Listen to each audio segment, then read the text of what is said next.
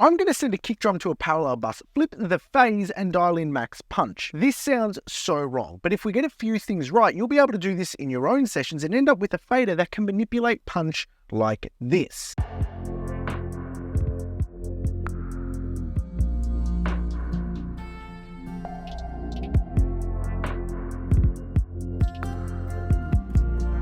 So to set this up, we're going to need a stereo auxiliary track to set up the parallel processing in. We're going to call it punch. Just going to set that up there. And that's going to take an input from the kick drum. So we're going to send the kick out, kick parallel or kick PC, which is parallel compressor. And we're going to go kick PC. That goes into there. That's going to go out to our mix. Perfect. And then in here, what we're going to do is we're going to put the SSL channel strip. SSL channel strip. Perfect. So our first job is, oh no, I don't like that SSL channel strip. No, not that I don't like it, I just don't use the waves one. That was a bit silly. I'm trying to be all professional here, and I get that one up.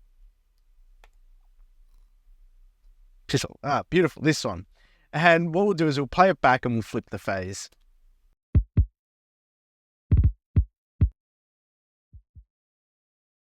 And what we need to do now is to add a gate. So we're going to add a gate here, full range, super fast, and we just want the transient to come through. So we should hear it pump a little bit on the off of that transient peak.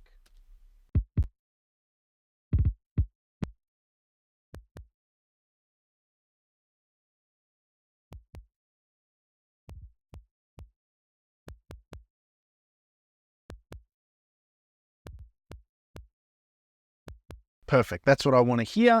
Now my aim is to focus in on dialing two aspects of it. So this punch in the low mids and then a bit of smack in the upper mids. Sometimes I manipulate the sub, sometimes I don't, but this is just purely for listening to how we're going to process this. So what I'm going to do is I'm going to crank this up 15 decibels. I'm going to sweep mainly between 200 to 500 hertz just to find where that punch of the kick sits.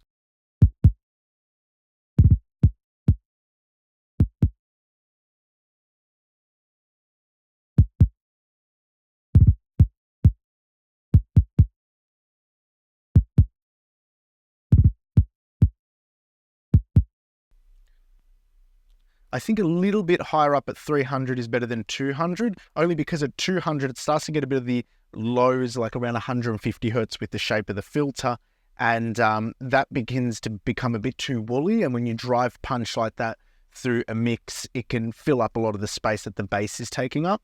So I like that. So we're going to bring that back. So we know at around 300 hertz, we're going to crank it there. Now let's just find a little bit of the top end.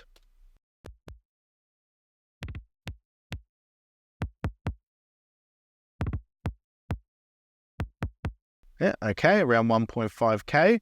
That's good. So we know we're going to crank that. I'm going to just check the subs just to see if there's any sort of thump that we can find.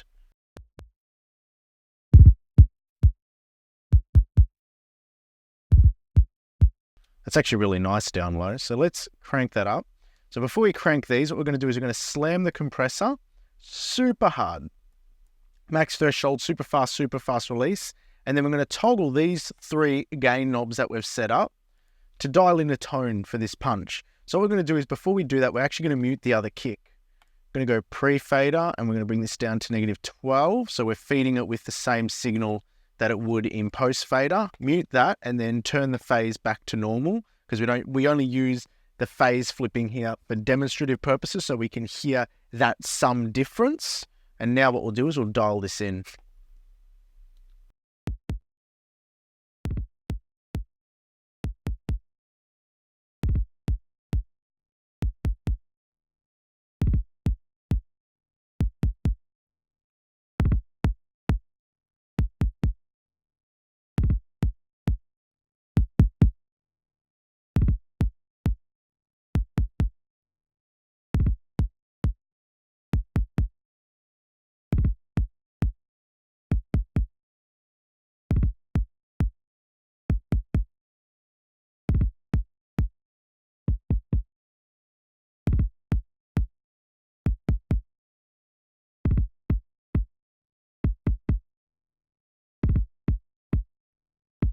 So now we've got it dialed in, let's balance it in with the kick, but that's not where it ends because we can level this up in so many different ways, and I'm going to show you that afterwards.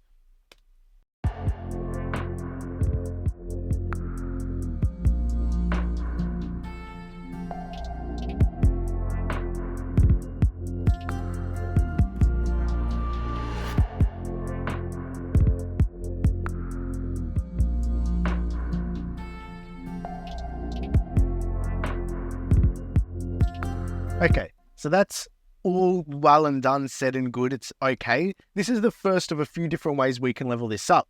The first thing is I'm going to zero out each of these, our upper mid control, our low mid control, and our sub control. And when you're mixing, you can actually use these 3 gain knobs to balance the amount of punch in each of those regions. Have a listen to how drastically you can change the tone of the punch in the mix.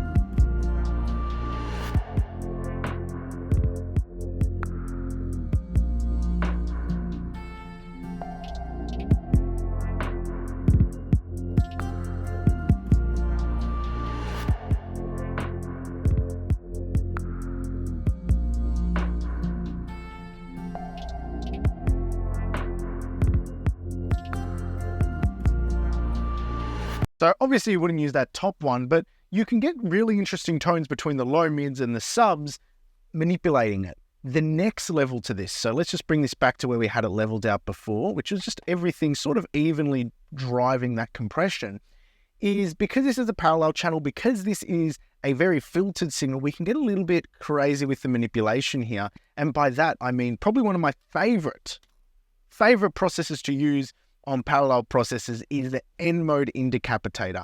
N, punish, 2, around there. And this adds a really nice texture. All right, take a listen.